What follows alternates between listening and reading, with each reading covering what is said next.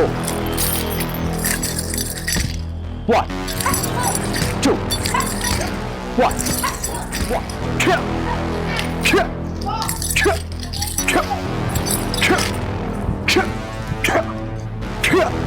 Kill. Kill. Kill. Kill. Kill.